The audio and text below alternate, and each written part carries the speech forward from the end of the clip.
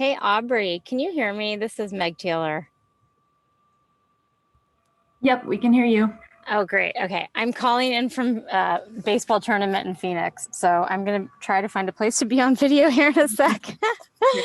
Thank you for being with us today. Thank you. Hey, Aubrey, Mike Wamsgans, am I coming through okay?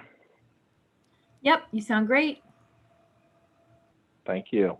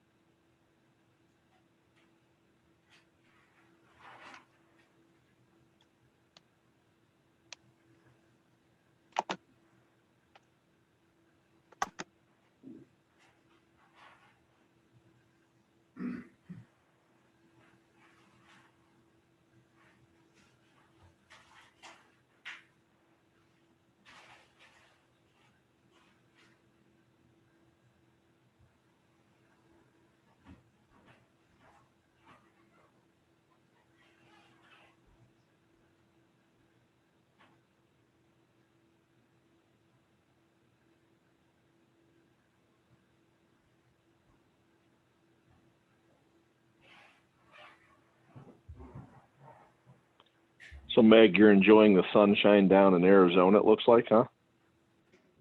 I am, and it is beautiful here, but I couldn't find any shade except in the back of the rental car. So that's what's happening. It is really, really nice here today. No, it's, yeah, you're lucky. So, what I hear, baseball tournament down there?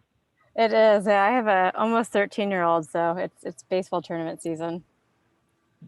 There you go. Good for you. I laughed when I saw you on the back of the car. I'm like, yeah, welcome to the new world, right? So. Yeah, that's right. That's right. It's awesome that we can do this. Yeah, no, you gotta love technology. So the question is, hopefully they're winning and they're having fun. They lost their first game, but they are having fun. So yes, that is what's happening.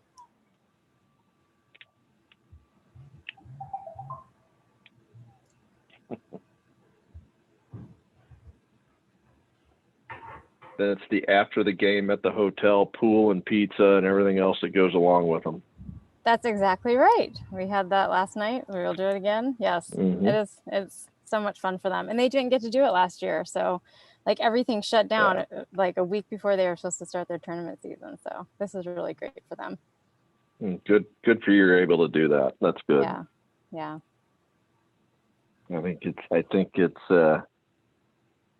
it's a big deal for those kids to be able to get out there and get back on the field and social interaction and all that stuff. So that's awesome. Yes. They are like, they did not, there was like not one tear after the first loss. I think they're just happy to be together. Yep. Exactly. Yeah.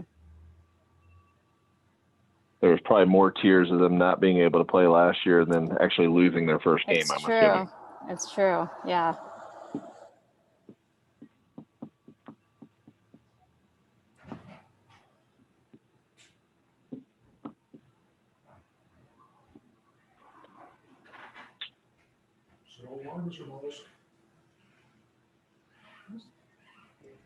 Welcome, everyone, to Mental Health Colorado's Legislative Education Advocacy Day. This is our 27th annual LEAD event, and we're grateful to have all of you with us virtually. Whether you're watching through Facebook Live or Zoom for the next hour, we are united with other allies for mental health. Today, we are going to aspire together to healthier minds across the lifespan for all Coloradans. We recognize that achieving healthier minds must begin with a strong start for Colorado's children. We also know that to achieve healthier minds, we must be supportive of Colorado's families, and we must be confident that we can experience wellness in aging. Access to housing, supports, and services is critical to achieving healthier minds, as well as to disentangling mental health and criminal justice. We have invited speakers today who will walk us through each of these 6 focus areas. Before we get started, I want to give a special thanks to all of our sponsors, especially our presenting sponsors. Our presenting sponsors are Citywide Banks, Rocky Mountain Health Plans, Mental Health Center of Denver, and our leadership level sponsors are Mile High Behavioral Healthcare, Health One, Otsuka, and Centennial Peaks. I also want to thank our staff and our board of directors. We will now have a few words from our sponsors. First, we will hear from Meg Taylor, the Vice President of Community Integration for Rocky Mountain Health Plans, and then Stephanie Johnston, Director of Community Relations and Public Policy at Mental Health Center of Denver, followed by Michael Wamsgans, the Director of Commercial Banking with Citywide Banks. So let's first welcome Meg Taylor. Meg? Hi, thanks, Vincent. I will be really quick. Greetings from Phoenix, Arizona at my kids' baseball tournament. So I am in the back of a car. So I just wanted to say we are very happy to be here representing the heart and commitment of Rocky Mountain Health Plans. We are committed to behavioral health care and access. And I just want to tell you, why we're here supporting. We believe in fighting stigma so that people can ask for help without shame. We believe in decriminalizing mental health and substance use disorders and consider how we would want to be treated. We believe in holding ourselves and others responsible for this commitment. And we do this by supporting responsible reform that puts the person at the center, considering all factors that impact an individual's ability to access high quality, clinically beneficial, and recovery-focused services and resources. We believe this includes individual choice. We support determination and action to follow for individual choice. We believe in commitment to clinical best practice, accountability from systems, providers, and payers, fiscal responsibility so that resources are focused and spent on needed care, and reformation of what's not working, support for what is, and persistent challenge of the status quo. So thank you for having me, and I'm really excited to hear from the speakers today. Thank you so much, Meg, and thanks to you and all your colleagues at Rocky Mountain Health Plans for your support and great work. Next, we have Stephanie Johnston. Stephanie? Thanks, Vincent, and thank you for everyone at Mental Health Colorado for bringing us all together today. Here at Mental Health Center of Denver, we're dedicated to community well-being. This past year has shown us more than ever how important it is to recognize that what impacts one of us impacts all of us. We envision a world in which everyone can fully experience the beauty and joy in life, and when faced with the difficulties and barriers, they can know that they have the support of a community behind them. At the heart of this is addressing mental and emotional well-being for all of us as individuals and as neighbors, friends, family members, coworkers. We're committed to ensuring that everyone in Denver has meaningful access to quality mental health care and that equity remains at the foundation of everything we do. That's why we're so grateful to be here with all of you today, partnering in this work and continuing to tackle the ways that our systems and our policies can amplify this vision for mental health care. Thank you so much, Stephanie, and thanks to all your colleagues at Mental Health Centers of Denver. We're so appreciative of your work and partnership. Now let's welcome Michael Wamsgans.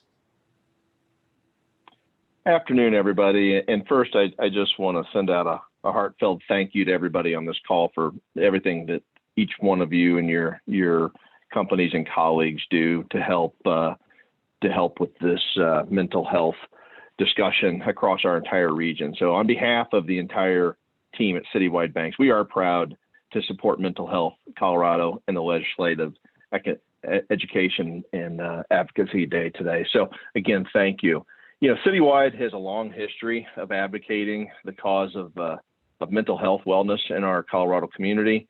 Our passion goes back to the late 1960s, and ultimately we have deep roots in supporting economic development, cancer prevention, mentoring, and education, and advocating the cause of mental health wellness. So our team sits on a number of boards. We will continue our sponsorships, and we'll continue our significant financial donations to many of the mental health organizations across the entire Front Range. So we value the dedication and work of everybody, as I said, on this call today. And this is a shared crisis that we all have to support. And frankly, thank you for allowing Citywide Banks to be a part of this. And we will always remain committed to supporting mental health wellness in Colorado. So thank you so much. Thank you, Michael. And thank you so much to Citywide Banks for your support. We're excited to bring together community partners and advocates for healthier minds across the lifespan. We appreciate all of you for joining us today. Your support enables us to continue passing laws, building a movement, and changing practices. A full list of the bills that Mental Health Colorado is supporting is available at mentalhealthcolorado.org/2021 legislation. That's mentalhealthcolorado.org/2021 legislation. If you're inspired by what you're hearing today, we encourage you to support our work. You can donate at mentalhealthcolorado.org. With that, I'm going to turn things over to our host for the hour, Jordan Chavez. Many of you will recognize Jordan from 9 News, where he has brought mental health to the forefront since joining the station in 2017. He's also shared his own mental health journey with viewers, and he's a great ally of the organization and of our mission to achieve healthier minds across the lifespan for all Coloradans. Let's welcome Jordan Chavez. Hey, Vincent, thank you so much. Thanks everybody for having me. My 3rd year doing this event, very excited. 2nd time around doing this virtual, so I think we got this down by now. Unfortunately, though, I can't figure out the lighting in my apartment, so I'm trying not to look like I'm part of the witness protection program right now. And we can't move to the other part of my apartment because there's some dirty laundry that I'm hiding. But thank you guys so much for having me back. Very much appreciate it. Absolutely love the work that Mental Health Colorado does, because I've had my own struggles with severe anxiety. If you've been able to tune into 9 News, probably at any point you hear me talking about this, any chance I get, I've been given a platform at 9 News to really open up a dialogue. And all we're trying to do with that is chip away at the stigma that surrounds it. We want people to feel comfortable with talking about their struggles with mental health. We want to make it okay for people to understand that it's okay to not be okay, because that's the only way that we're all going to heal together. So thank you so much for the work that Mental Health Colorado is doing, and all the other organizations who are part of this event today. What you do is so important. I could go on and on and on. I've been told this is not about me though, so I will move on because we have a very packed program today and I have a lot of long notes to prove that. So let's go ahead and let's just jump right into this. First and foremost, we know that a strong and a healthy family is really vital in order to have a strong and a healthy individual. So when we talk about that, we're talking about education, we're talking about childcare, we're talking about stable housing, meaningful employment, we are talking about access to healthcare. These are essentials to all families for their well-being. So if we want to prioritize a strong start for all of our children, then what that means is we got to talk about preventative care and healthy growing and learning environments. Those are going to be key to this conversation that we are having today. So in order to really stress these points here with us today to talk about a start for children and support for families, we have Shannon Van Diemen and William Mccall. We're first going to hear from Shannon, and I really do hope I was saying your name correctly. Please correct me if I was wrong. I apologize if I got that wrong. But Shannon is the vice president of the Pediatric Mental Health Institute at Children's Hospital. And she was actually chosen to co-chair the Children's Subcommittee on Governor Jared Polis's Behavioral Health Task Force. And that's been intended to shape the future of behavioral health services and access across the state. So Shannon is also a board member for Mental Health Colorado. And at this time, Shannon, the floor is yours. And again, if I said your name wrong, I apologize. You can scold me for it. Thanks, Jordan. Actually, you got my name right. So good job on that front. Woo. And just wanted to clarify, I have a new job now too. So I'm the Chief Executive Officer of Aspen Ridge. And so I just left Children's recently, but obviously still have a huge passion for kids. And so I wanted to talk to you guys today about that. First, I just want to thank Mental Health Colorado for putting on this great event and for giving me the opportunity to talk about the importance of prioritizing children's mental health. We know that ultimately the strategy for mental health promotion, prevention, and early intervention is to ensure a strong start for all children. The data shows us that adults with mental health needs, that 50% of them were presenting with those needs by the age of 14, and that 75% are presenting by the age of 24. Despite this early onset, the average time to receive treatment is 8 to 10 years. So we know if we focus on kids, if we can focus on building resiliency and health promotion and prevention and early identification and treatment, we can make a difference for the next generation. Legislation in the works this year that we encourage you to support to help improve our children's behavioral health system includes Senate Bill 126 and House Bill 1060. Senator Peterson and Representative Michelson Janae are spearheading a piece of legislation that will lead to significant investment in the behavioral health system. This includes targeted investment in mental health resources for children and their families. Senate Bill 126 will expand the number of early childhood mental health consultants statewide. Nearly 70% of Colorado's 178 school districts are unable to meet the national ratio of recommendations for mental health or health professionals, resulting in a nearly 1 million underserved students across our state of Colorado. In 2019, Mental Health Colorado helped pass Senate Bill 10 to increase the presence of school health professionals to support the mental health needs of students. Funding for this bill, in addition to several others, was cut last year. And Senate Bill 126 seeks to restore some of the funding that has been cut. This funding can be used for behavioral health care services, including screenings, counseling, therapy, education, referrals to community organizations, and training for students and staff on behavioral health issues. Schools can also use the funding to provide direct services or consultation through telehealth. We ask that you ask your legislator to prioritize funding for behavioral health services.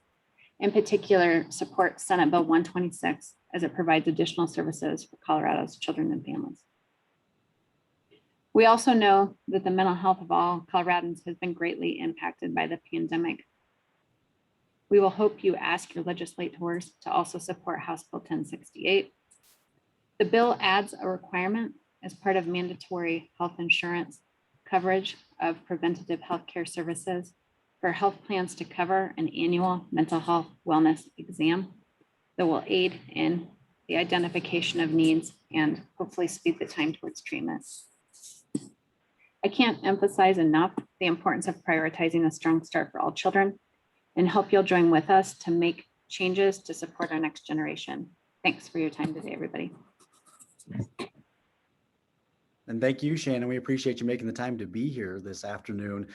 Next up, we're going to turn it over to William Mccall. I'm actually very excited to hear from him. So William's backstory is that he is an incoming freshman at Georgetown University, and he actually plans to major in political economy. So truly, when we talk about the hope for our future, we are talking about people like William Mccall. So we're excited to hear from him. Currently is an intern with Mental Health Colorado, and having had his own experiences with mental health, with the mental health care system. So William understands completely the importance of having accessible and affordable and high quality care when it comes to our mental health. So William, the floor is yours. Thank you so much for making time for us. Absolutely. And thanks so much for that awesome introduction, Jordan. I appreciate it.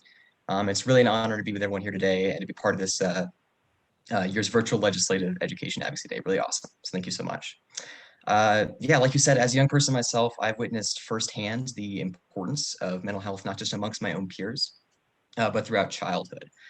In fact, according to the American Academy of Family Physicians, 1 in 6 children aged 6 to 17 have a treatable mental health condition, with the same analysis indicating that almost half of these kids do not receive treatment from a mental health professional.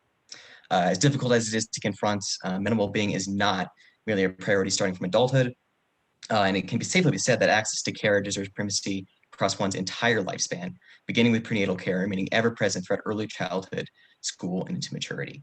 And if we do this, we can sort of create this continuous chain of support that is essential to the promotion of a healthier mind across a child's lifespan.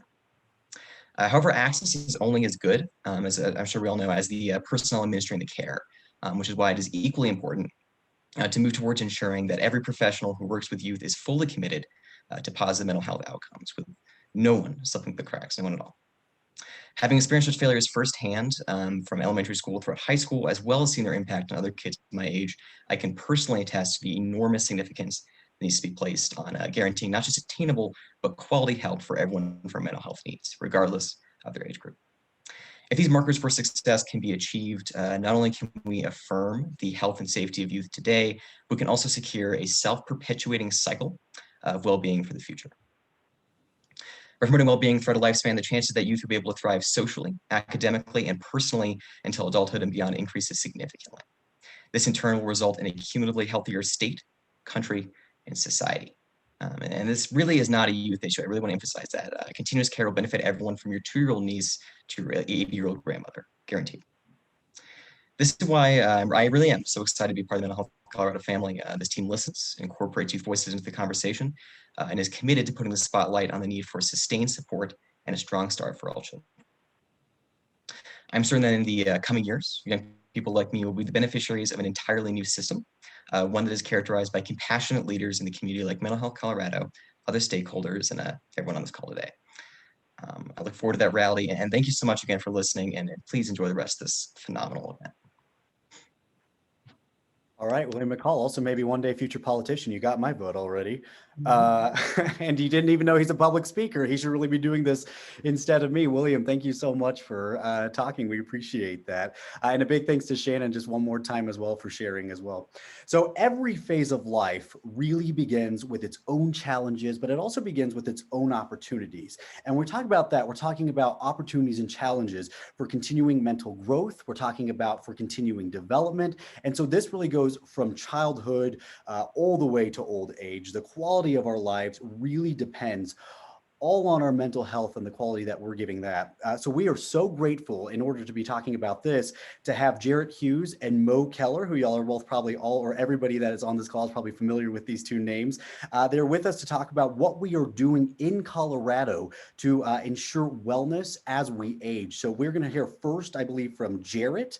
And Jarrett, his background, a little bit about him is that he's the Senior Policy Advisor on Aging with the Governor's Office. And then prior to joining the Governor's Office, Jarrett actually worked as the project administrator for Colorado's Strategic Action Planning Group on Aging. Now, in his role with the Governor's Office, he's continuing to support the state's planning efforts to address increased longevity in later life, as well as related impacts. That was a mouthful to read, Jarrett. So go ahead and take it away from me and save me from this.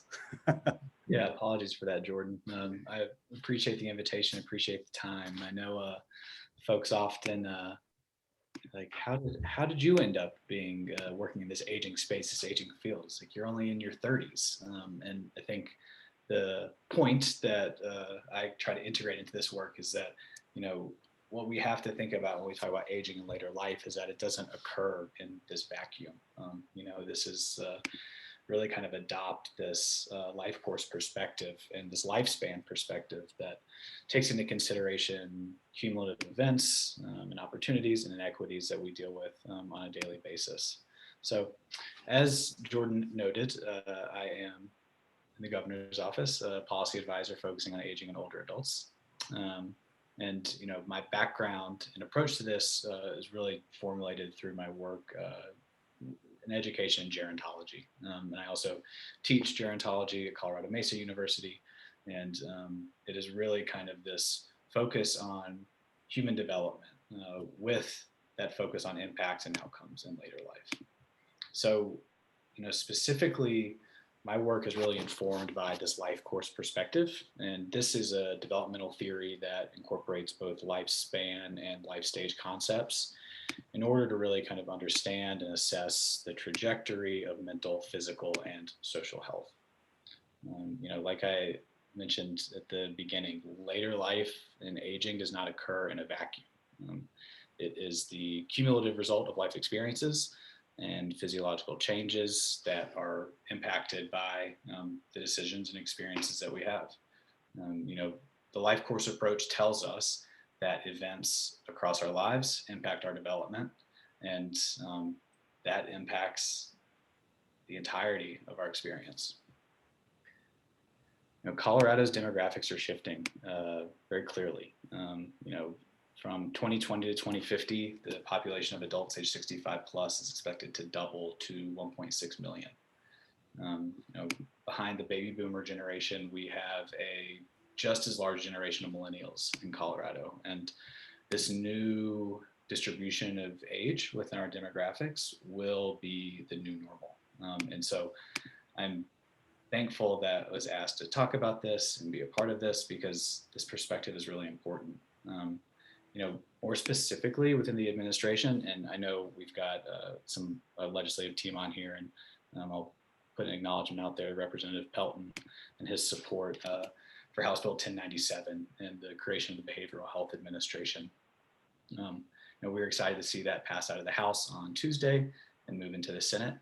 I'd also put a plug in for Representatives Young and Senator Fields for also being a part of that. I will kind of close out by saying, kind of jumping on my soapbox a little bit. And, there is, from my perspective, no experience more universal than aging, yet one so rarely discussed or addressed. And I think that rings particularly true for younger adults. I believe very strongly in intergenerational solutions and kind of coming together and working across generations and not working against one another. I would go on to say that we put ourselves and our families at a disadvantage with our unwillingness to kind of address these issues. I think that this cognitive dissonance that we have that's associated with aging and our unwillingness to address its reality impedes our education and exploration of the many issues that we know we will encounter across the life course. And again, this is why I'm particularly pleased that Mental Health Colorado is focusing on wellness across the lifespan, because I think that is precisely the perspective that we should be using when we talk about mental health, physical health, and population health in general. So I will stop there. Thanks, Mo. Thanks, Vince. Thanks, Jordan. Yeah, great points there. We really appreciate it, Jared.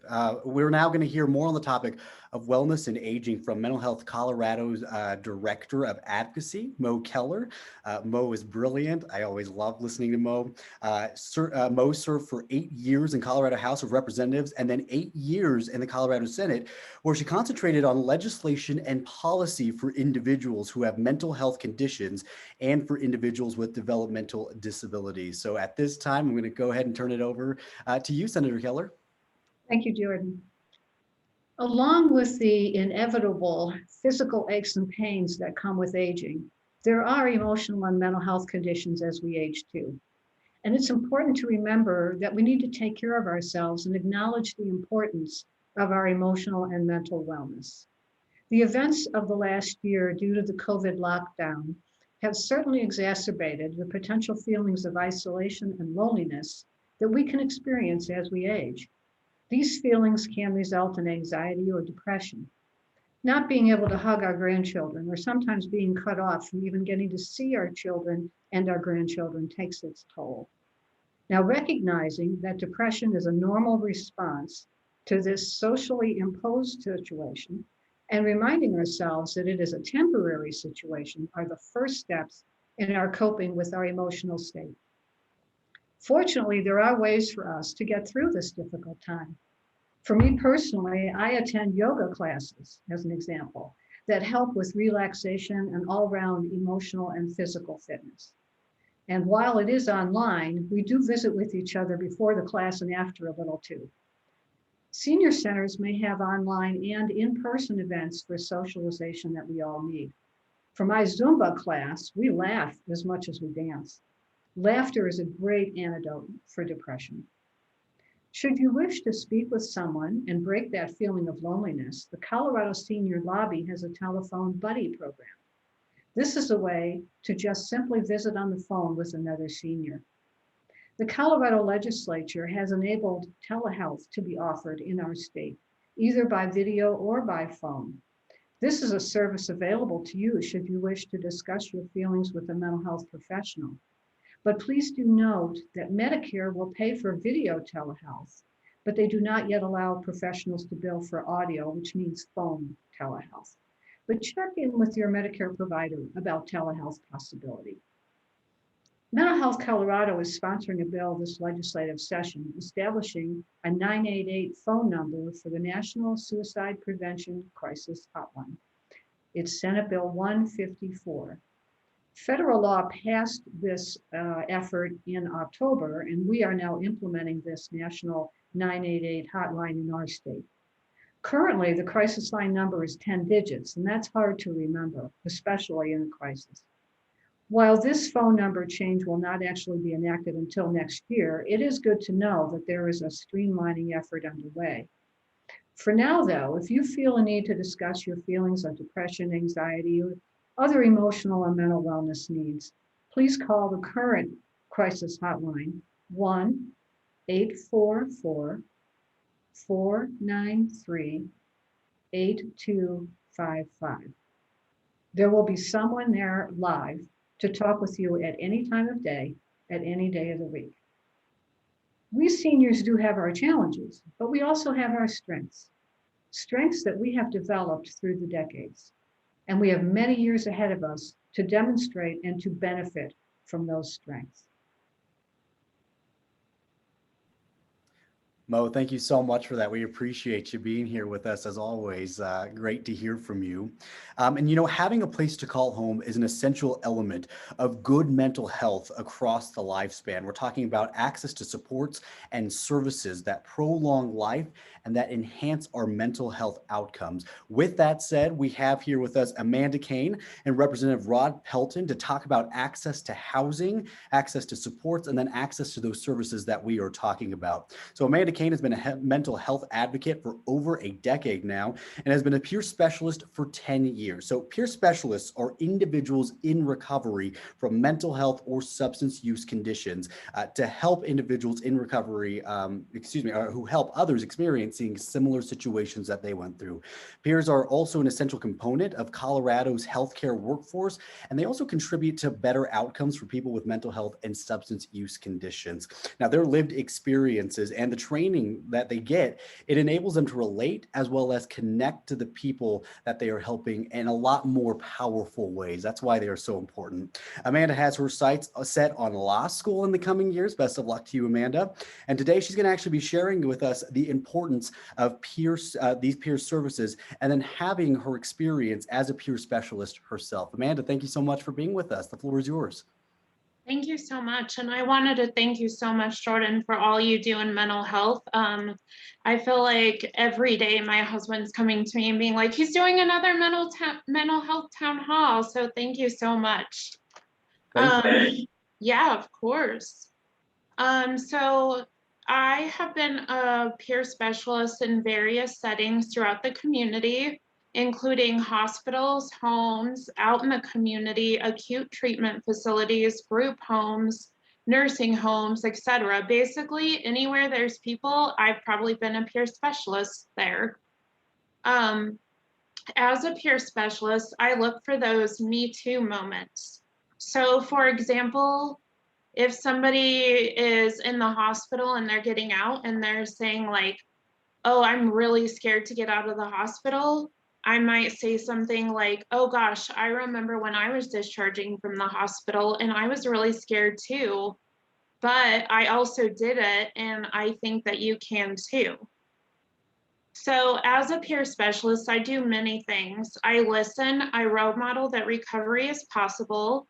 I teach that mental illness is part of their life, but it doesn't have to be their whole life. So some people are like, oh, I can't do that because I'm bipolar. And it's like, no, you're also a mom, you're also a church member. Like there's so much more than just your mental health and your mental illness.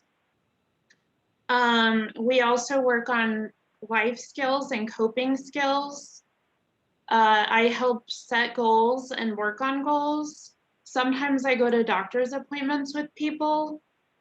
I explore what the person wants, and I also advocate for the member, and there are probably other things that I do as well. As Jordan said, 14 years ago, I had my own peer specialist. Before I had a peer specialist, the only people I met with a mental health diagnosis were at the hospital, which at the time I was in and out of the hospital. I had an open child protective case, and I couldn't hold a job down very long. If I held down a job for 6 months, it was a miracle. When I met my peer specialist, she seemed to be successful. She had a job that she held down, she had a family, and it seemed like she had a life she valued.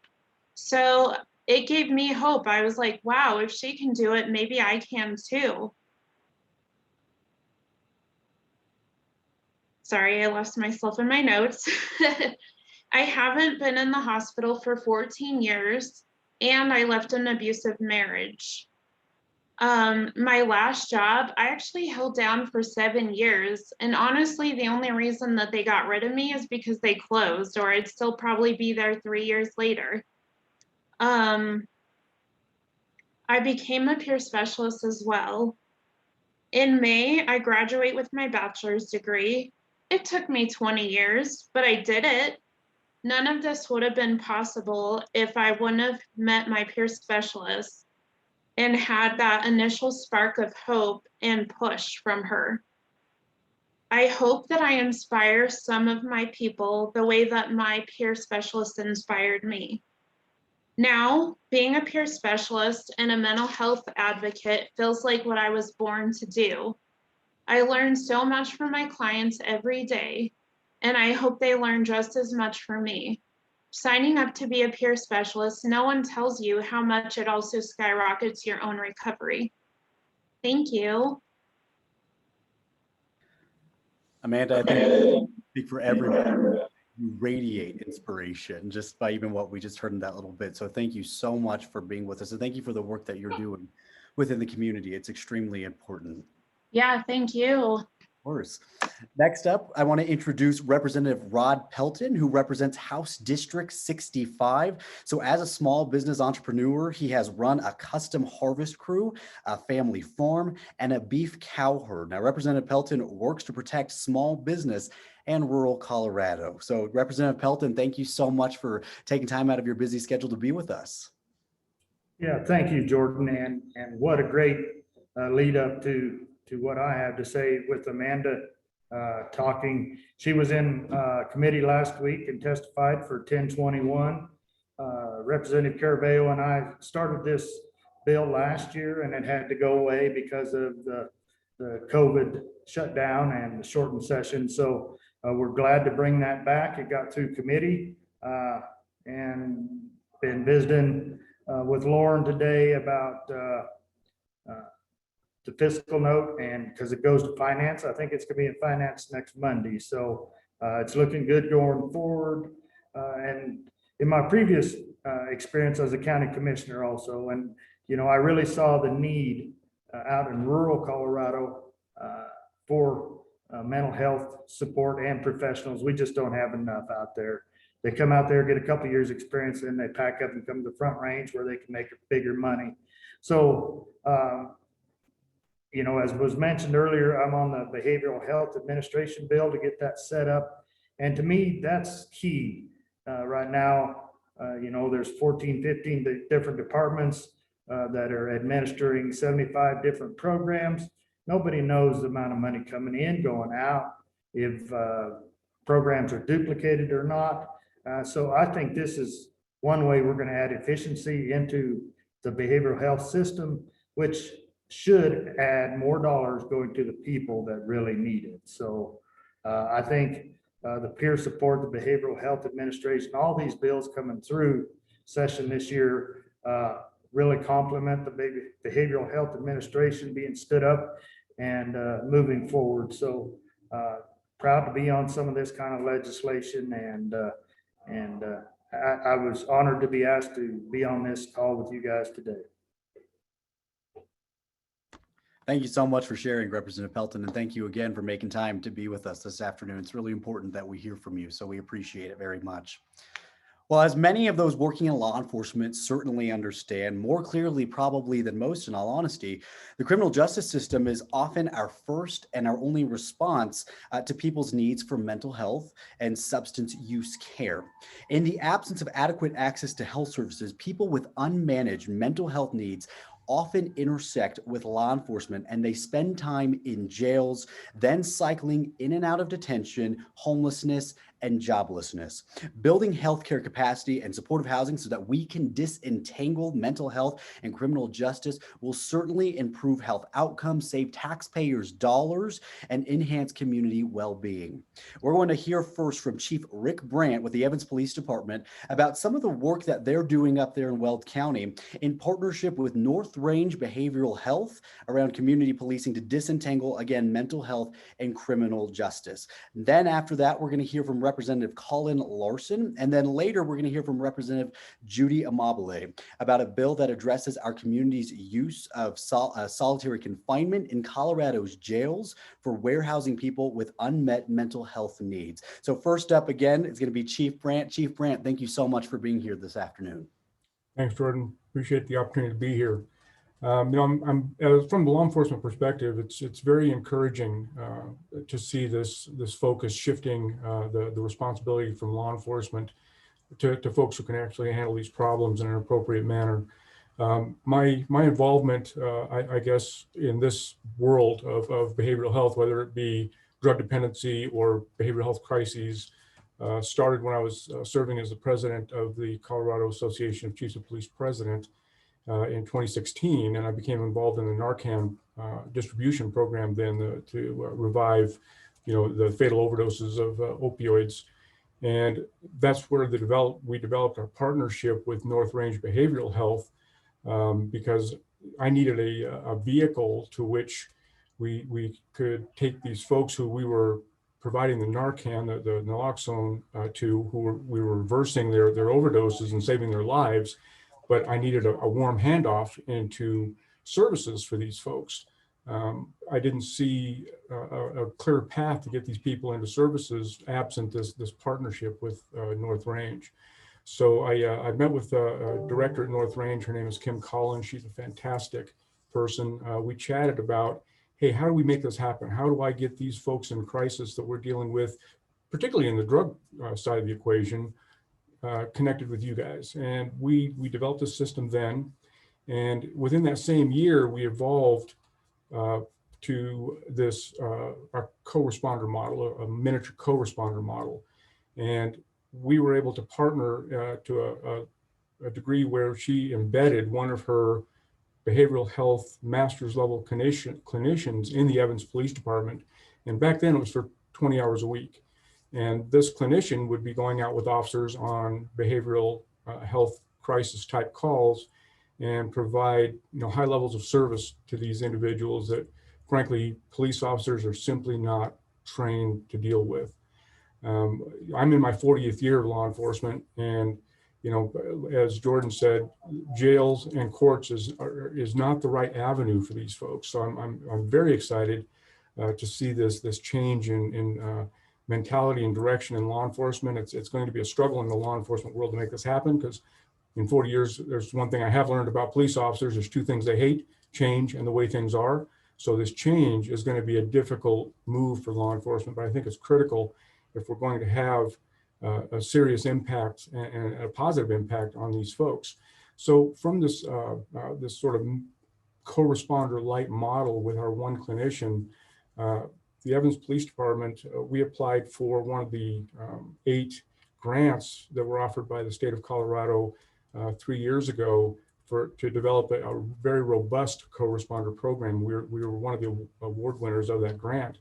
And I share that grant with Greeley Police Department. So what our program looks like today is we have a cadre of 5 full-time behavioral health clinicians embedded with both of our agencies. So we actually have clinicians available in our region 7 days a week, not 24 hours a day yet. We're working on that.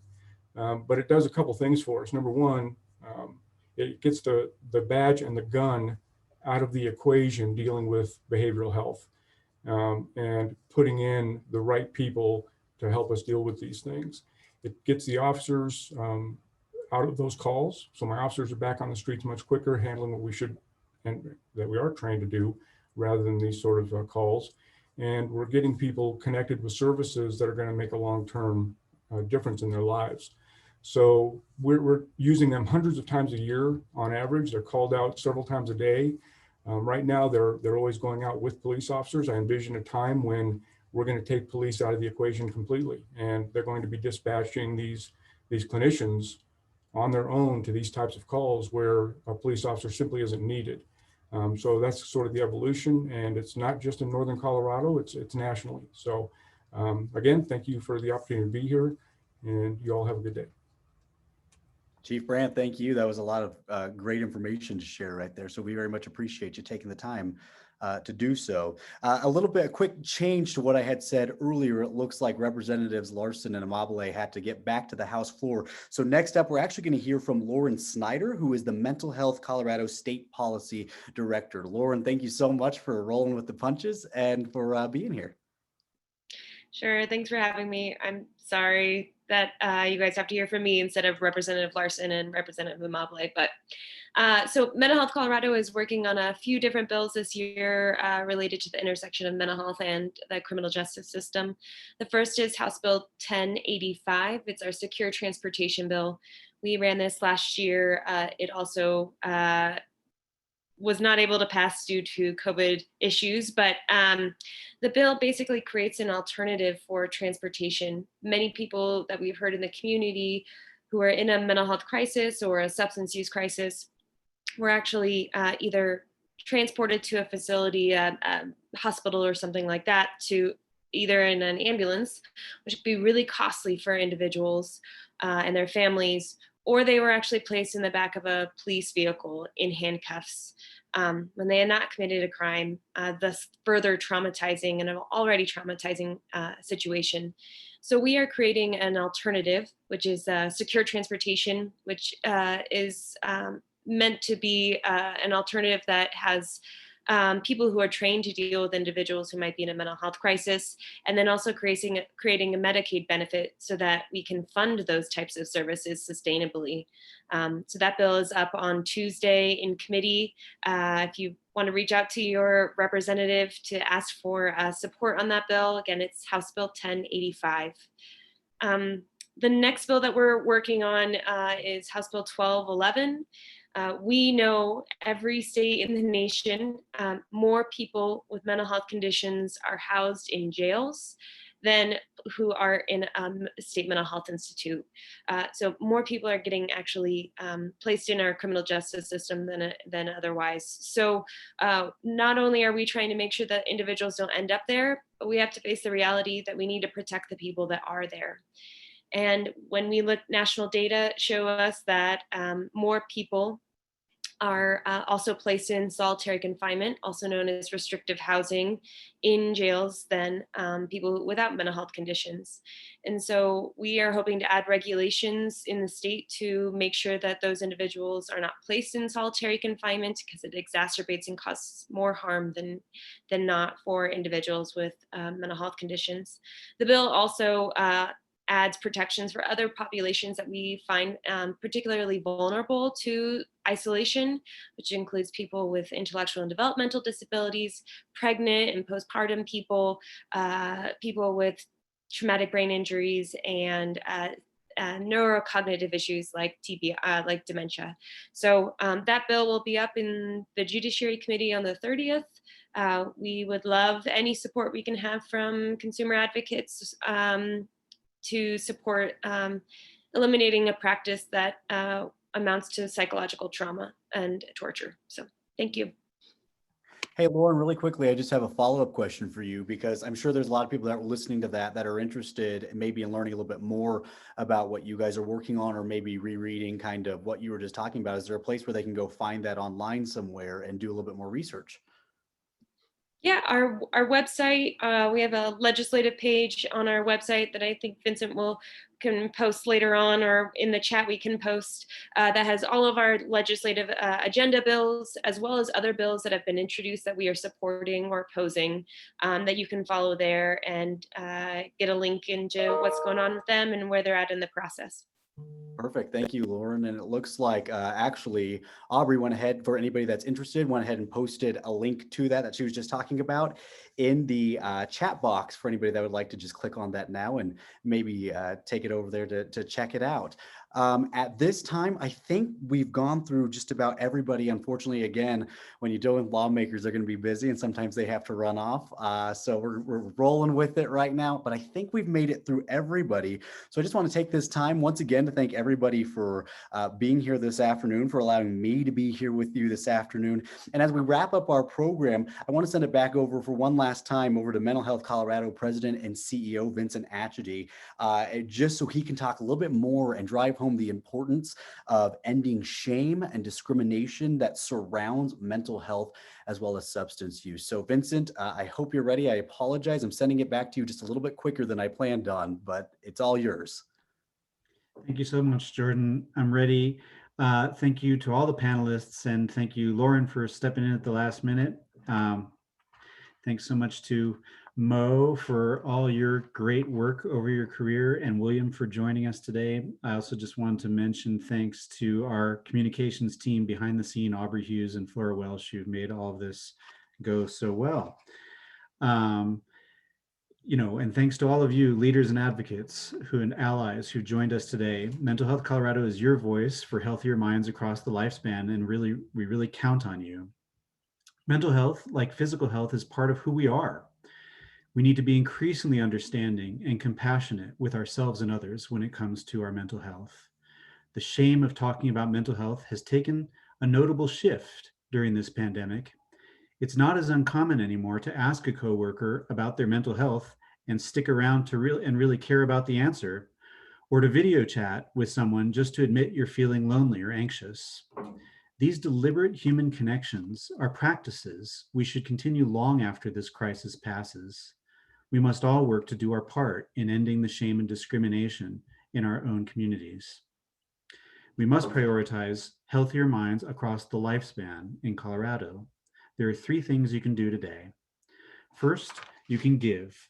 For nearly 70 years, Mental Health Colorado has led the charge to promote mental well-being and shame and discrimination and ensure equitable access to mental health and substance use care. It's life-changing, life-saving work, and your contribution is what makes it possible. Give today by visiting mentalhealthcolorado.org/donate. Second, you can be a powerful voice for mental health by joining our Brainwave. The Brainwave is Mental Health Colorado's statewide network of volunteer advocates. Brainwave members help dismantle barriers to care that Coloradans face by sharing lived experience with lawmakers, the media, and community partners. As a Brainwave member, your voice shapes public policy and public opinion, and our Brainwave members help advocate for the bills and priorities mentioned here today. Join our Brainwave at mentalhealthcolorado.org/brainwave. And you can find the bills Aubrey posted, the website location where all of our legislation is listed. And finally, today and every day, you can do something about your own mental health. Take a few minutes to write down the habits, practices, and people that contribute to your own greatest sense of well-being, and make a firm commitment to make enough time for them. Taking a screening is one of the quickest and easiest ways to assess your own mental health concerns. You can take a free confidential screening today at mentalhealthcolorado.org/screenings. Share those screenings with a loved one and make a pact with them to prioritize mental health. I want to thank all of our sponsors once again, including our presenting and leadership sponsors, Citywide Banks, Rocky Mountain Health Plans, Mental Health Center of Denver, Mile High Behavioral Healthcare, Health One, Otsuka, and Centennial Peaks. We're grateful to all of you for your support.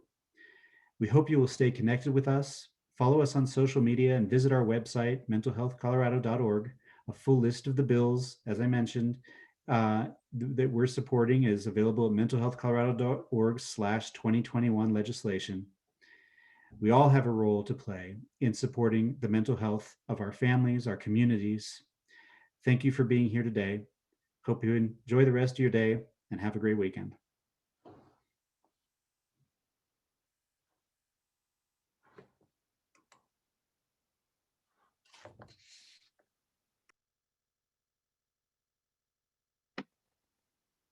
Bye. Bye all.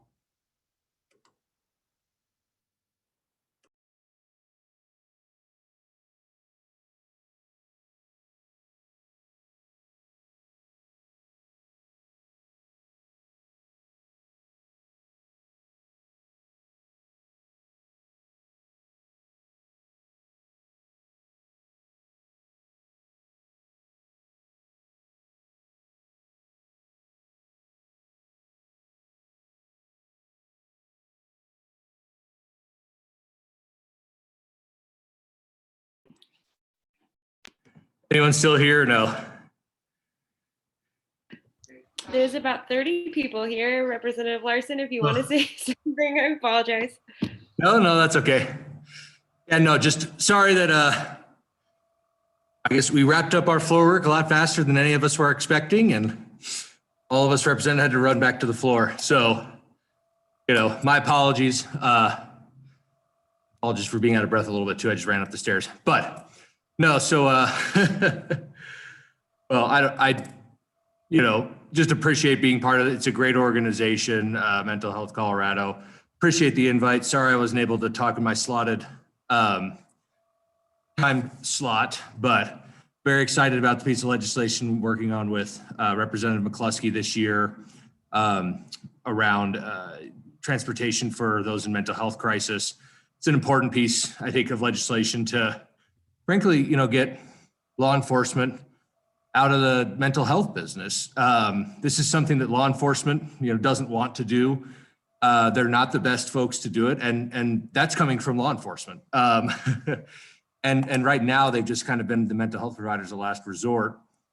And with 1085, hopefully we can stand up a program so that people who are in a mental health crisis no longer have to get their treatment through the back of a police car, but will now have a safe, discreet way to get their treatment that isn't emotionally jarring, that isn't a public identifier, so it doesn't contribute to the stigma, and frankly, that will save cities and counties money and allow law enforcement to focus on enforcing the law and dealing with lawbreakers rather than folks in a mental health crisis. So really excited about that work. Sorry I wasn't able to talk to the larger group about it, but yeah, and just thanks to Mental Health Colorado for all the great work you guys do, and happy I was able to talk to at least 23 of you.